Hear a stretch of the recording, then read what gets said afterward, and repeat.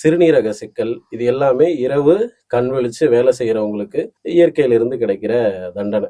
அப்ப ஏதாவது கரிசனம் வச்சு கொஞ்சமா நல்லதா சொல்லுங்க அப்படின்னா, பகல்லையாவது தூங்கி தொலைங்க அப்படின்னு தான் சொல்லணும். ஏன்னா தூக்கம் அப்படிங்கிறது இறைவன் மனிதனுக்கு கொடுத்திருக்கிற வரம். அந்த வரத்தை நம்ம இழக்கக்கூடாது. எந்த மருத்துவமனையும் எந்த மருத்துவரும் தூக்கத்தை பத்தி உங்களுக்கு சொல்லிக் கொடுக்க மாட்டாங்க. தூக்கத்துலதான் ஆரோக்கியம் இருக்கு. ஆயுர்வேத மருத்துவ சித்தாந்தம் என்ன சொல்லுதுன்னா, ஆரோக்கியம் என்பது உங்க தூக்கத்திலிருந்து தொடங்குகிறது, அங்கிருந்து தான் தொடங்குதுங்கிறாங்க. இப்ப ஒரு மனிதன் ஆரோக்கியமா இருக்கணும்னு சிந்திக்கிறான். அவன் முதல்ல எதை சிந்திக்கணும் அப்படின்னா தூக்கத்தை. நீங்க நல்லா தூங்குனீங்கன்னா என்னென்ன நன்மை நடக்கும்னு கேளுங்க, நிறைய சொல்றேன். நல்லா தூங்குனீங்கன்னா முடி வளர்ச்சி அடையும். இப்ப நாங்க ஒரு தைலம் செஞ்சு கொடுக்குறோம், முடி வளர்ச்சிக்கு ஒரு தைலம் செஞ்சு கொடுக்குறோம். இந்த அப்படியே தைலத்தை தடவிக்க முடி வளர்ந்துரும்னு சொல்ல மாட்டோம். தைலத்தை கொடுத்துட்டு அவங்களுக்கான வழிகாட்டலையும் சொல்லுவோம். நீ இந்த தைலத்தை தேய்ச்சா மட்டும் உனக்கு முடி வளர்ந்துராது, ஒழுங்கா தூங்கணும், உணவு முறையை சரியா பாத்துக்கணும், உன்னுடைய உடல்ல இருக்கிற டெம்பரேச்சர் சரியா இருக்கணும், வாழ்வியல் முறையை நெறிப்படுத்திக்க, இப்படி எல்லாம் இருந்தாதான் முடி வளரும். அப்ப அங்கிருந்தே நம்ம ஆரம்பிக்கிறோம். அப்ப சிந்தனை ஆற்றல்,